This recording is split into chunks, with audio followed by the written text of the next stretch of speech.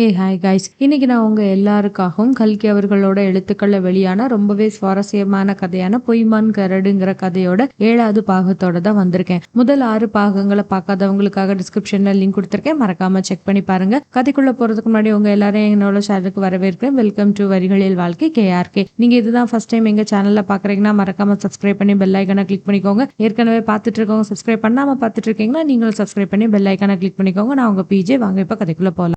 போன பாகம் நிறைய கேள்விகளோடய முடிஞ்சிருக்கும். செங்கோடன் எதை எடுத்து கொண்டு போய் கிணத்துல போட்டான், எதுக்கு தான் கொலை பண்ணதா கொலை பழியை ஏத்துக்கிறான், அவன் அங்க புதைச்சு வச்சிருந்த அவனோட பானையும் பணமும் எங்க போச்சுது, பங்காரு சாமியை உண்மையிலே யாரு கொலை பண்ணா, அந்த நேரத்துல அந்த போலீஸ்காரர் அங்க எப்படி சரியா வந்தாரு, இப்படி பல கேள்விகளுக்கான பதில் இந்த பாகத்துல நமக்கு கிடைக்க போகுது. முதல்ல அந்த போலீஸ்காரர் அந்த இடத்துக்கு சரியா எல்லாம் நடக்கிறது தெரிஞ்ச மாதிரி எப்படி வந்தாரு, இது தெரிஞ்சுக்கிறதுக்காக நம்ம கதையில கொஞ்சம் பின்னாடி போக வேண்டியது இருக்கு. நம்ம போலீஸ்காரரோட பேரு சின்ன முத்து கவுண்டர். இதுக்கு முன்னாடி அவரு சேலத்துல டிராபிக் போலீஸா வேலை பார்த்துட்டு இருந்தாரு. அப்படி ஒரு நாள் அவர் ரோட்ல வேலை பார்த்துட்டு இருக்கும் போது ஒரு இளம் பொண்ணு போலீஸ்காரையா, நேத்துல இருந்து எதுவுமே சாப்பிடல, பசியில உயிரே போயிரும் போல இருக்கு, ஒரு 4 கொடுத்தீங்கன்னா இந்த அநாத பொண்ணோட புண்ணியம் எல்லாம் உங்களுக்கு கிடைக்கும் அப்படிங்கிறா. நம்ம போலீஸ்காரருக்கும் இந்த பாவம் புண்ணியத்துல எல்லாம் பெருசா நம்பிக்கை இல்லை. இருந்தாலும் அந்த பொண்ணோட அநாத கோலத்தை பார்க்கும்போது அவருக்கு ஒரு பரிதாபம் வருது. உடனே அவர் அந்த பொண்ணுகிட்ட கேக்குறாரு, யாருமா நீ, ஏன் உன்னை எப்படி அனாதை நீ சொல்லிக்கிற அப்படின்னு. அந்த பொண்ணு சொல்லுது, ஆமா ஐயா, நான் அனாதை தான். நாங்க மலாய் நாட்டுல இருந்தோம், எங்க அப்பா பெரிய வியாபாரி, யுத்தம் ஆரம்பிச்ச கொஞ்ச நாள்லயே நாங்க அங்க இருந்து ஓடி வந்துட்டோம், வர வழியிலே கப்பல்ல அப்பா இறந்து போயிட்டாரு, நானும் தம்பி அம்மா மட்டும்தான் இங்க சேர்ந்தோம். இங்க வந்ததுக்கு அப்புறம் நாங்க எதிர்பார்த்து வந்த சொந்த பந்தங்கள் யாருமே இல்ல, மலாய் நாட்டுல இருந்து சொத்தெல்லாம் வர்றதுக்கும் வழி இல்ல, ஜப்பான்காரங்க எல்லாத்தையும் பறிமுதல் பண்ணிட்டாங்க, நாங்க கையோட கொண்டு வந்த நகை நட்டெல்லாம் வித்துதான் இத்தனை நாள் காலத்தை ஓட்டோம், இப்ப எல்லாமே தீர்ந்து போச்சு, பிச்சை எடுக்கிறத தவிர எங்களுக்கு வேற வழி தெரியல அப்படிங்கிறா. அவனே அந்த போலீஸ்காரும், ஐயோ பாவம், உன்னை பார்த்தா படிச்ச பொண்ணு மாதிரி தெரியுதமா, ஏதாவது வேலை பார்க்க கூடாதா அப்படின்னு சொல்லிட்டு கேக்குறாரு. உடனே அவளும் சொல்றா, நான் வேலைக்கு முயற்சி பண்ணாம இல்லை, எத்தனையோ இடத்துல முயற்சி பண்ணுனேன், ஆனா ஆம்பளை பிள்ளைங்களா இருந்தா என்ன கண்ணு அடிச்சு கூப்பிடுறாங்க, பொம்பளைங்களா இருந்தா என்ன நல்லா திட்டி அனுப்பிடுறாங்க, நான் என்ன செய்யட்டும் அப்படின்னு அந்த பொண்ணு சொன்னோன்னே நம்ம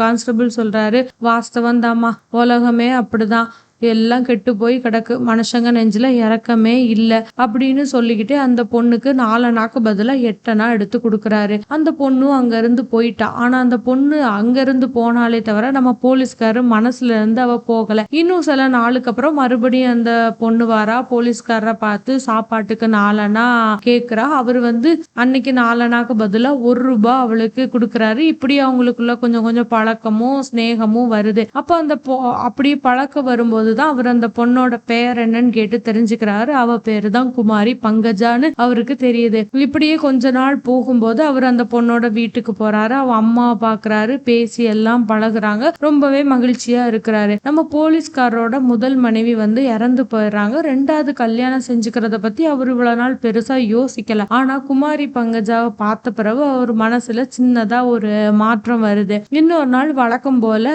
நம்ம போலீஸ்காரரு அவரோட டிராபிக் போலீஸ் வேலையை பார்த்துக்கிட்டு இருக்கும் போது நம்ம குமாரி பங்கஜா அங்க அவர்கிட்ட வீட்டுல அரிசி தீந்து போயிடுச்சு, ஒரு 1 ரூபாய் தர முடியுமா அப்படின்னு சொல்லிட்டு கேட்டுக்கிட்டே சொல்றா. உங்ககிட்ட இப்படி அடிக்கடி கேட்கவும் வெக்கமா தான் இருக்கு அப்படிங்கிறா. உடனே நம்ம போலீஸ்காரு, நீ எதுக்கு வெக்கப்படணும், கூடிய சீக்கிரத்துல நான் மாசம் மாசம் வாங்குற சம்பளத்தை அப்படியே உங்ககிட்ட கொண்டு கொடுக்க வேண்டிய காலம்லாம் வரலாம் இல்லையா, உன் அம்மா கிட்ட நான் ஏற்கனவே பேசிட்டேன், உனக்கு சம்மதம்னா உடனே கல்யாணம் பண்ணிக்கலாம் அப்படிங்கிறாரு. உடனே நம்ம பங்கஜாச்சி, நீங்களும் மத்தவங்க போலதான் போலையே அப்படிங்கிறா. உடனே அவரு நீ என்ன மத்தவங்களையும் என்னையும் ஒப்பிட்டா பேசுற அப்படின்னு கேக்குறாரு. மத்தவங்க எல்லாம் என்ன உன்னை கல்யாணம் பண்ணிக்கிறேன்னு சொன்னாங்களா அப்படின்னு கேட்டவொன்னா பங்கஜா, ஆமா பின்ன என்ன, எல்லாரும் என்ன கந்தர்வ மனம் பண்ணிக்கிறியான்னு தான் கேட்டுக்கிட்டு இருக்காங்க, ஒரு அநாத பொண்ணு கையில கிடைச்சிட்டா போதுமே, இந்த ஆம்பளை பிள்ளைங்க என்ன வேணாலும் செய்வீங்க, சீச்சி உன்னோட பணமே எனக்கு வேண்டாம், ஒரு ரூபாயை நீயே வச்சுக்கோன்னு விட்டு எறிஞ்சிட்டு குமாரி பங்கஜா அங்க இருந்து நடந்து போறா. நம்ம போலீஸ்காரருக்கு ரொம்ப வருத்தம் ஆயிருது. அவ போறதே பாத்துக்கிட்டு இருக்காரு. அவ ஒரு 10 அடி தூரம் போனோன்னா ஒரு விசித்திரமான ஒரு சம்பவம் நடக்குது. அங்க வழியில வந்த ஒரு சைக்கிள் நம்ம குமாரி பங்கஜா மேல மோதிருது. அது மோதின வேகத்துல குமாரி பங்கஜா அவ கையில வச்சிருந்த ஒரு சின்ன பெட்டி கீழே விழுது. அந்த மூடியும் திறந்துருது. அதுக்குள்ள கட்டுக்கட்டா நிறைய பண நோட்டுகள் இருக்கு. அதுல சிலது செதறி கீழையும் விழுது. குமாரி பங்கஜா அவசர அவசரமா அதெல்லாம் எடுத்து அந்த பாக்ஸ்குள்ள போட்டு மூடிக்கிட்டு அவளோட ஓரக்கண்ணால போலீஸ்காரர் அவளை கவனிக்கிறாரா இல்லையான்னு பார்த்துட்டு அங்க இருந்து அதை பூட்டிட்டு ஓடி போயிடுறா. போலீஸ்காரருக்கு ஒரே ஆச்சரியமா போயிருது. பெட்டி நிறைய ரூபா நோட்டு வச்சிருக்கா. அப்ப நம்ம கிட்ட வந்து அரிசி வாங்க பணம் இல்லைன்னு சொன்னால இது என்னவா இருக்கு? ஆரம்பத்துல இருந்தே நம்மள ஏமாத்திட்டு இருக்காளா இல்ல இன்னைக்கு தானா? திடீர்னு இவ்வளவு பணம் இவளுக்கு எப்படி கிடைச்சது அப்படின்னு யோசிக்கிறாரு. மறுநாள் குமாரி பங்கஜாவே அவரை பார்க்க வரா. வந்துட்டு போலீஸ்காரர்கிட்ட சொல்றா, நேத்திக்கு ஒரு விஷயம் சொல்லணும் தான் வந்தேன், ஆனாலும் உங்க மனசு சோதிக்க விரும்புறதுனால சொல்லல. மலாய் நாட்டுல இருந்து எங்க வீட்டையும் தோட்டத்தையும் வித்து பணம் அனுப்பியிருந்தாங்க. நேத்திக்கு தான் வந்தது. ஒரு சிநேகிதரோட வீட்டுல கொண்டு போய் கொடுக்க வந்தேன் அப்படிங்கிறா. உடனே நம்ம போலீஸ்காரரு அவ்வளவு பணத்தை நம்பிக்கையா கொடுக்கறதுக்கு வந்து அப்படி உனக்கு என்ன சிநேகிதர் எங்க இருக்கிறாங்க? சரி, அதை விட நீ அதை பேங்க்ல போட்டு வைக்கலாமே அப்படிங்கிறாரு. உடனே அவ வந்து சொல்றா பங்கஜா, பேங்க்ல போட்டா வட்டி எங்க குடுக்குறாங்க? நான் கொடுத்தது பங்காரு சாமி கிட்ட நல்ல இடத்துல கடனுக்கு கொடுத்து நிறைய வட்டி சம்பாதிச்சு கொடுக்கறேன்னு சொல்லியிருக்காரு அப்படிங்கிறா. உடனே போலீஸ்காரர் யோசிக்கிறாரு, இந்த பங்காரு சாமி மேல பெருசா கேடி அந்த மாதிரி கேஸ் எல்லாம் இல்லைன்னா கூட போலீஸ் இலாக்கால அவனுக்கு மேல நிறைய சந்தேகங்கள் இருந்துகிட்டே தான் இருக்கு. அப்படிப்பட்டவனுக்கிட்ட இவ பணத்தை நம்பி கொடுத்து வச்சிருக்காளே, ஐயோ இவன் மொத்த பணத்தையும் விழுங்கிட்டு இவளை ஏமாத்திட்டா என்ன பண்றதுங்கிற பயம் அவரு மனசுக்குள்ள வருது. உடனே அந்த போலீஸ்காரர் திரும்ப பங்கஜா கிட்ட கேக்குறாரு, அப்ப நேத்துக்கு எதுக்கு என்கிட்ட வந்து நீ பணம் கேட்ட அப்படின்னு. உடனே அவ வந்து அதுவா, உங்கள்கிட்ட ஏதாவது ஒரு விஷயத்த வச்சு பேசணும்னு தான் வந்தேன், அவ்வளவுதான்.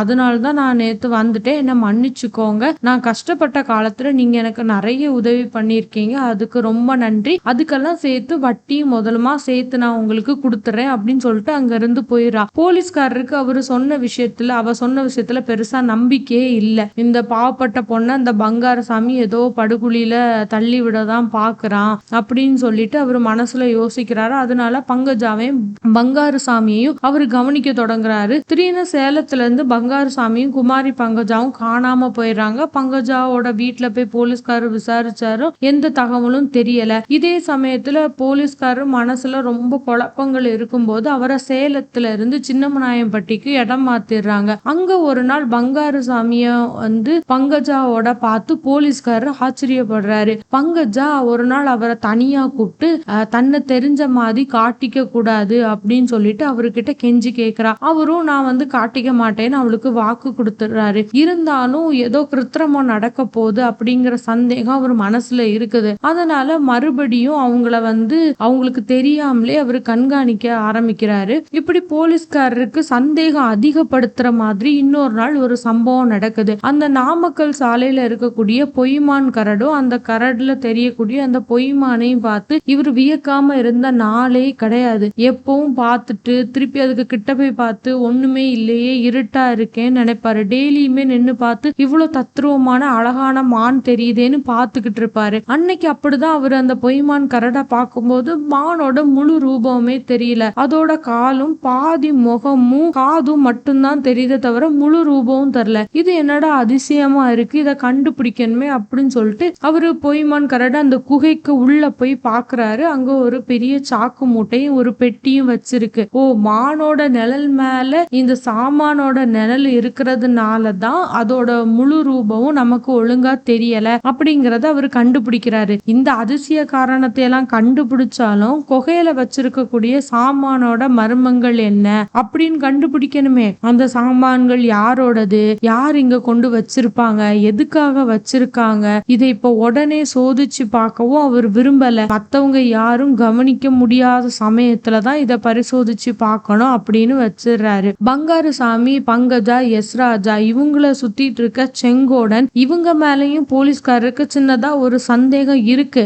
அந்த பொய்மான மறைச்ச பொருள் எல்லாம் இவங்கள யாராவது ஒருத்தர் தான் வச்சிருப்பாங்களோ, இவங்களோட திருட்டு பொருளா தான் இருக்குமோ அப்படின்னு சொல்லிட்டு அவர் யோசிக்கிறாரு. ஒரு நாள் பங்கஜா போலீஸ்காரரை தேடி போய் எனக்கு ஒரே ஒரு உதவி பண்ண முடியுமா அப்படின்னு சொல்லிட்டு கேக்குறா. செங்கோடன் கிட்ட அவ கொடுத்த அந்த கடிதத்தை கொண்டு போய் கொடுக்கணும். கூலக்கல்லன் புதைச்சு வச்சிருக்க புதையல் எங்க இருக்குன்னு செங்கோடனுக்கு தெரியும். அந்த ரகசியத்தை அவன் கிட்ட இருந்து தெரிஞ்சுக்கிட்டு அந்த புதையலை எடுத்து அதுல ஒரு பங்கு போலீஸ்காரருக்கும் தர்றதாட்டு அவ சொல்றா. போலீஸ்காரர் மர்மத்தை கண்டுபிடிக்கிறதுக்காக அந்த நேரத்துக்கு அதை ஒத்துக்கிட்டு கடிதத்தை வாங்கிட்டு போயிட்டு குடுக்கறாரு. மறுநாள் பொய்மான் கரடு குகையில போய் பார்த்தா இவங்க வச்சிருந்த அந்த பொருள் எதுவுமே இல்ல. மானோட ரூபம் நல்ல முழுசா அழகா தெரியுது. இத பார்த்தோன்னே அவருக்கு சந்தேகம் இன்னும் அதிகமாகுது. மறுபடியும் போலீஸ்காரர் ஏமாற விரும்பல. செங்கோடன் பொய்மான் கரடுக்கு பின்னால குமாரி பங்கஜா கிட்ட பேசிட்டு இருந்த அதே சமயத்துல செங்கோடனோட குடிசைக்கு போலீஸ்காரர் போய் அங்க இருந்த அந்த ஆசாமிகள் வர்றதுக்கு முன்னாடி அந்த தென்னை மரத்துக்கு பின்னாடி போய் ஒளிஞ்சுக்கிறாரு. ஆனா அதே சமயத்துல என்ன ஆகுதுன்னா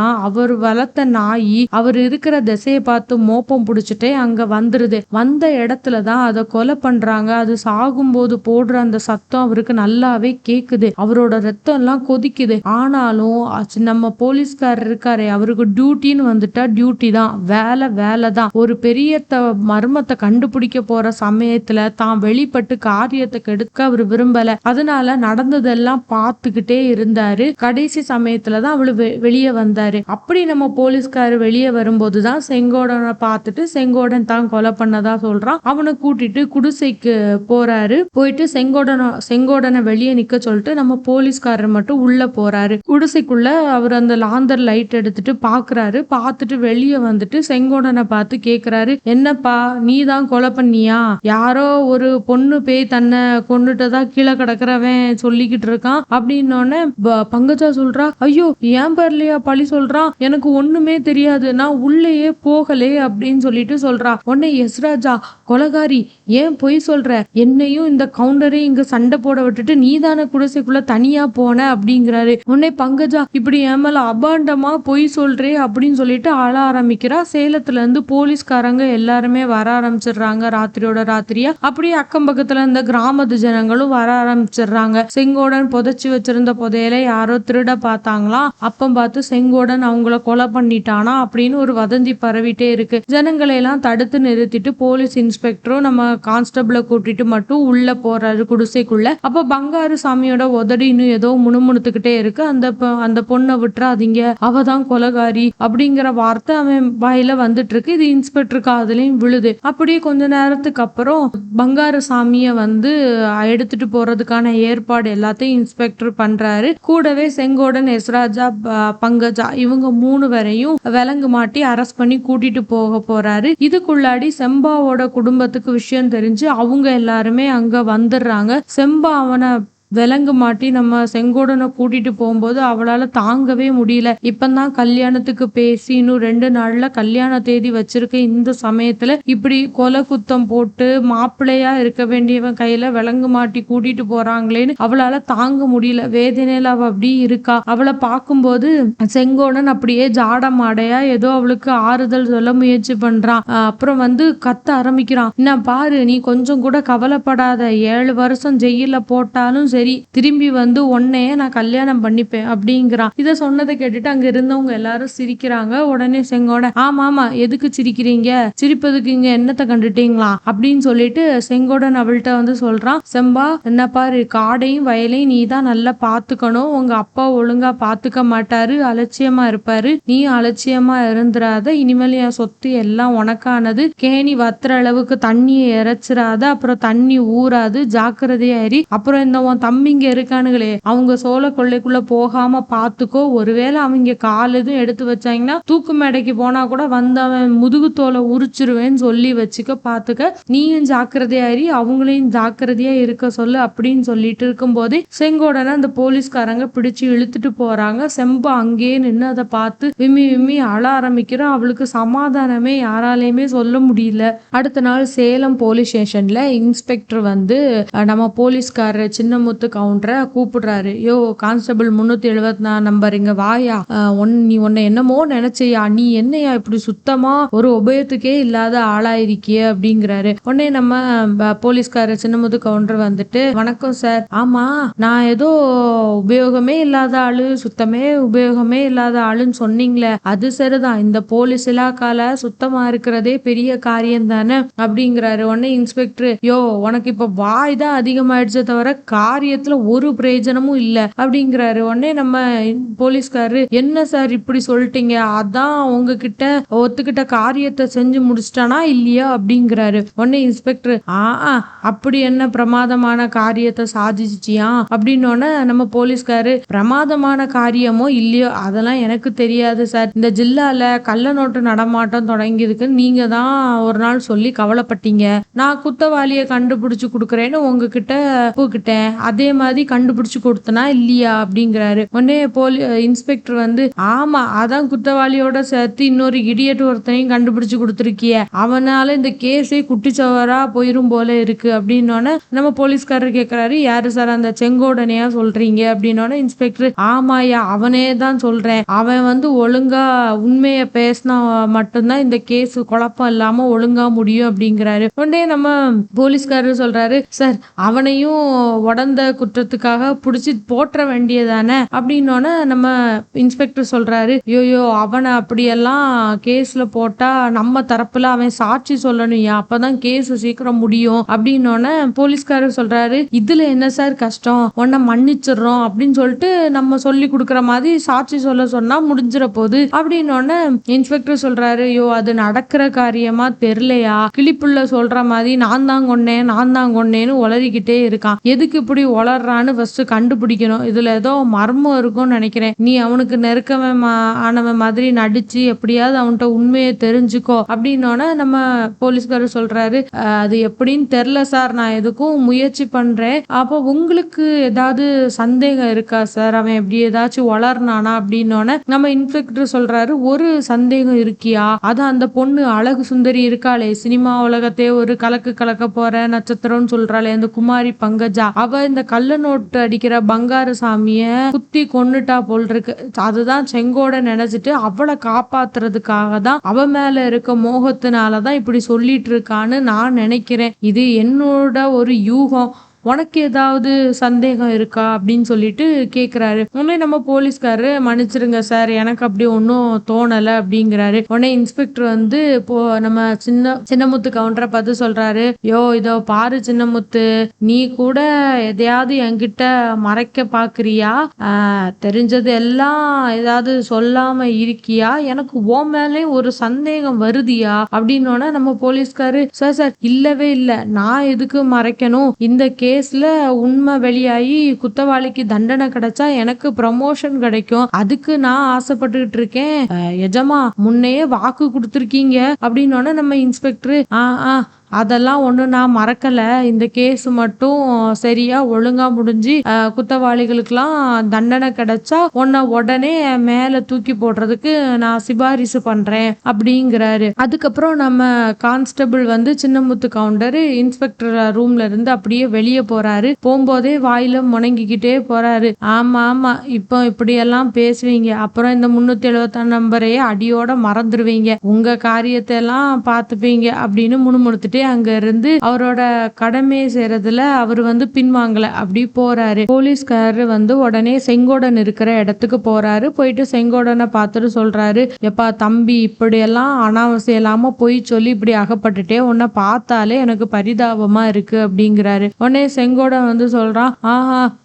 என்னப்பா நான் என்ன பொய் சொன்னேன், எனக்கு இந்த பொய் சொல்ற வழக்கமே கிடையாது அப்படிங்கிறான். உடனே போலீஸ்காரன் சொல்றாரு, உண்மைதான்ப்பா, உனக்கு பொய் சொல்ற வழக்கமே இல்ல, அதனாலதான் முன்னுக்கு பின்னா மொரணா உளறிக்கிட்டு இப்படி அகப்பட்டுட்டு கிடக்க, பொய் சொன்னாலும் பொருந்த சொல்லணும் அப்படிங்கிறாரு. உடனே செங்கோடன் வந்து போலீஸ்காரர் முகத்தை அப்படி கவலையோட பார்த்துட்டு, இல்லையே நான் ஆரம்பத்துல இருந்து ஒரே மாதிரி தானே சொல்லிட்டு இருக்கேன் அப்படிங்கிறான். உடனே போலீஸ்காரர் கேக்குறாரு, ஆமா என்னத்த சொல்லிட்டு இருக்க, பங்காரு சாமியா நான் தான் கொன்னேன் அப்படின்னு உளறிட்டு வந்துட்டு இருக்க இல்லையா அப்படிங்கிறாரு. உடனே செங்கோடன், ஆமா அது நிஜம்தான் அப்படிங்கிறான். உடனே போலீஸ்காரர், பொறு கத்தியில குத்தி கொன்னேன் அப்படி அப்படின்னு பிடிவாதமா சொல்லிட்டு இருக்க இல்லையா அப்படின்னு கேட்டோன்னா செங்கோட ஆமா என் கையில இருந்த கத்திய கூட நீங்க பாத்தீங்கல்ல அப்படின்னோன்னா போலீஸ்காரரு உன் கையில இருந்த கத்திய என்கிட்ட காட்டின அதுல ரத்தம் தேஞ்சிருந்தது என் கையிலயும் ரத்தக்கரை இருந்தது இதெல்லாம் சரிதான் அந்த கத்தியில தான் நீ பங்காருசாமிய குத்தி கொன்னதா என்கிட்ட சொன்னியே இன்ஸ்பெக்டர் கிட்டே அதான் சொன்னியான்னு கேட்டோன்னே ஆமா அப்படிதான் சொன்னேன் ஒரு எழுத்து கூட நான் மாத்தி சொல்லல அப்படின்னு செங்கோடன் சொன்னாலும் போலீஸ்காரரு கேக்குறாரு இனிமேலும் அப்படிதான் சொல்ல போறியான்னு உடனே செங்கோட ஆமா மாத்தி சொல்ற வழக்கம் என்கிட்ட கிடையாது நான் அந்த மாதிரி குளத்துல பிறக்கவே இல்லை அப்படிங்கிறான் உடனே நம்ம போலீஸ்காரரு குளம் கிடக்குது தம்பி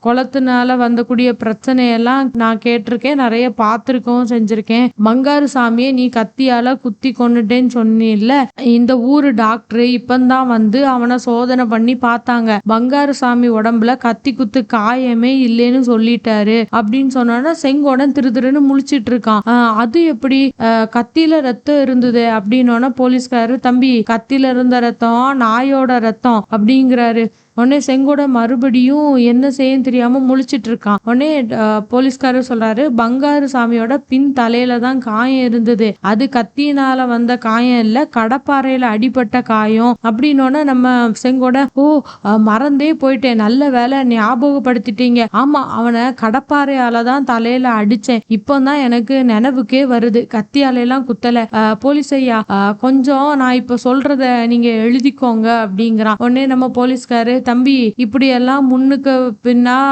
உளறிக்கிட்டு இருந்து ஒரு பிரயோஜனம் இல்ல யாரும் நம்ப மாட்டாங்க இன்ஸ்பெக்டர் சவுக்கு எடுத்துட்டு வந்து தொலிய உரிச்சிருவாரு விரல் நகத்துல எல்லாம் ஊசிய விட்டு இறக்குவாரு பேசாம என்கிட்ட உண்மையை சொல்லிரு நான் உன்னை தப்ப வைக்கிறேன் அப்படின்னு சொல்லிட்டு சொல்றாரு உடனே செங்கோட நான் மட்டும் தப்பி என்ன பிரயோஜனம் அப்படின்னு சொல்றான் இதை கேட்டுட்டு நம்ம போலீஸ்காரரு ஆமா இன்னும் யாரு தப்பணும் அப்படின்னு சொல்லிட்டு கேக்குறாரு உடனே செங்கோட நம்ம தப்பா பேசுறோம்னு தெரிஞ்சு வாயை மூடிக்கிறான் உடனே போலீஸ்காரரு என்ன பாரு நீயும் தப்பணும் செம்பாவும் தப்பணும்னா என்கிட்ட உண்மைய சொல்லு அப்படின்னோட செங்கோடனுக்கு கோவம் வந்துருது நான் பாருங்க செம்பா பேரெல்லாம் இதுல இழுக்க வேண்டாம் அப்புறம் உங்களுக்கும் பங்காரு சாமியோட கதிதான் ஜாக்கிரதை அப்படிங்கிறான் உடனே போலீஸ்காரு அப்பா அடே என்கிட்ட என்னத்தை மறைக்க பாக்குற கிணத்து மேட்டுல நான் நின்று எல்லாத்தையும் பார்த்துட்டு தான் இருந்தேன் எனக்கு சகல விவரமும் தெரியும் செம்பாவோட குத்தத்தை மறைக்கதான் நீ இந்த காரியத்தை செய்யறேன்னு எனக்கு தெரியும் அப்படின்னோட செங்கோடன் சொல்றான் உன்னையும் அந்த கத்தியால அங்கேயே கொல்லாம போனேனே அப்படின்னோட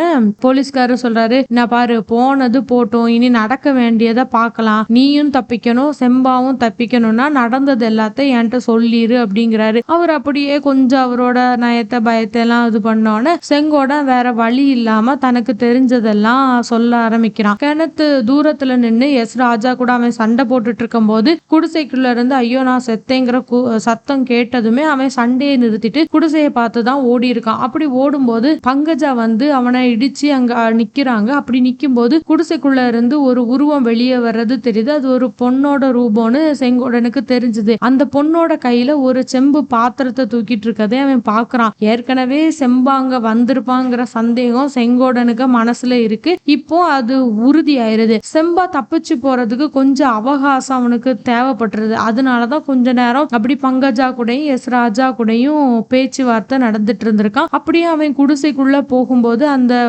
ஒரு உருவம் அங்க இருந்து போறது அவனுக்கு தெரியுது அது அவன் மனசுல ஒரு சின்ன குழப்பம் இருந்தது இருந்தாலும் வாசலுக்குள்ள விளக்கு எடுத்துட்டு அவன் உள்ள போறான் அப்ப கீழே ஒரு சிவப்பான பொருள் கிடந்தது அது செம்பா போட்டிருந்த வளையல் தான் அப்படிங்கறத அவன் கண்டுபிடிச்சிடறான் அப்புறம் உள்ள போய் பார்க்கும்போது அந்த குத்துப்பட்டு கடந்தவன் இன்னும் ஏதோ வளரிக்கிட்டு இருக்கான் அங்க நிறைய பணம் எல்லாம் செதறி கிடக்கத பார்க்கும்போது அவனுக்கு இன்னும் குழப்பமாகுது சரி இன்னும் செம்பா வந்து போலீஸ்ல மாட்டிக்கிற மாதிரி ஏதாவது ஆதாரம் கிடைக்குதா அப்படின்னு சொல்லிட்டு அதுக்கு பக்கத்துல எல்லாம் தேடி பாக்குறான் வேற எதுவுமே இல்ல இப்ப வந்து செம்பா வந்து இதுல மாட்டிக்க கூடாதுன்னா முதல்ல மடியில இருக்கு அவ வளையல எப்படியாவது கிணத்துக்குள்ள போடணும் அப்படின்னு சொல்லிட்டு தான் வெளியே ஓடி வந்து இந்த கேணி கரைக்கு வந்ததும் அவ வளையல் எடுத்து போட்டுறான் திருப்பி அந்த ரத்தம் தெரிஞ்சிருந்த கத்தியையும் கிணத்துக்குள்ள போடலாங்கிறதான் எண்ணம் அதுக்குள்ள போலீஸ்காரரு வந்துடுறாரு உடனே செம்பாவை காப்பாத்துறதுக்காக தான் நான் தான் கொன்னேன் அப்படின்னு அப்படின்னு அந்த போலீஸ்காரன்ட்ட அவன் ஒத்துக்கிறான். அப்புறம் போலீஸ் ஸ்டேஷன்ல இன்ஸ்பெக்டர் கிட்டயும் அதே வாக்குமூலத்தை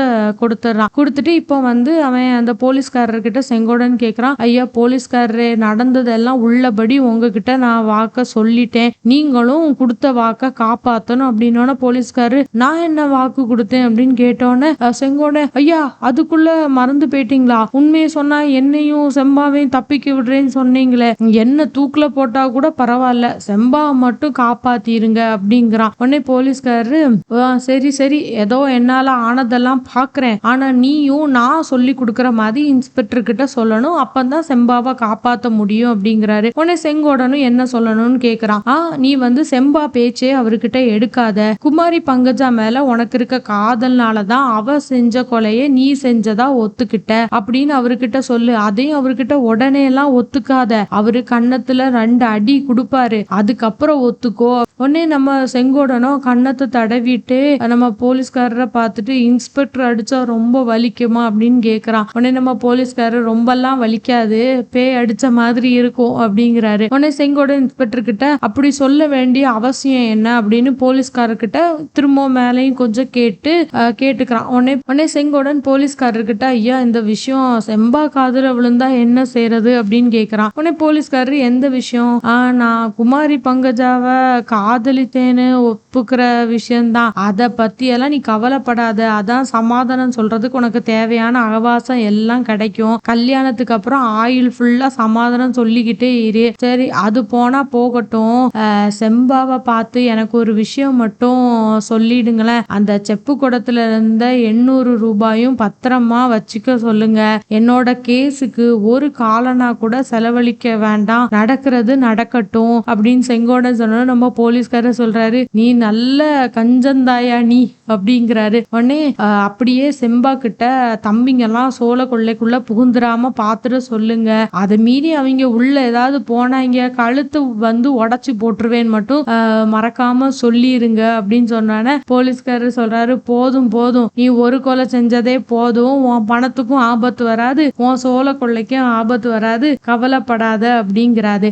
இந்த இடத்துல இன்னைக்கான இந்த கதையை நம்ம முடிச்சுக்கலாம். நம்ம போலீஸ்காரர் உண்மையிலேயே செங்கோடனையும் செம்பாவையும் இந்த கேஸ்ல இருந்து காப்பாத்த போறாரா, செங்கோடன் போலீஸ்ல இருந்து வெளியே வர போறானா, செம்பாவுக்கும் செங்கோடனுக்கும் கல்யாணம் நடக்குமா நடக்காதா, பங்காரு சாமிக்கு என்ன ஆச்சு, இப்படி பல கேள்விகளுக்கான கேள்வியை நம்ம அடுத்த பாகத்துல போக்கலாம். இந்த வீடியோ உங்களுக்கு பிடிச்சதா மறக்காம லைக் ஷேர் கமெண்ட் பண்ணுங்க. இதோட அடுத்த பாகத்தை தெரிஞ்சுக்க சேனலை சப்ஸ்கிரைப் பண்ணி வச்சுக்கோங்க. சீக்கிரமே உங்க எல்லாரும் அடுத்த பாகத்தோட மீட் பண்றேன். இது வரைக்கும் பை பை ஃப்ரம் PG.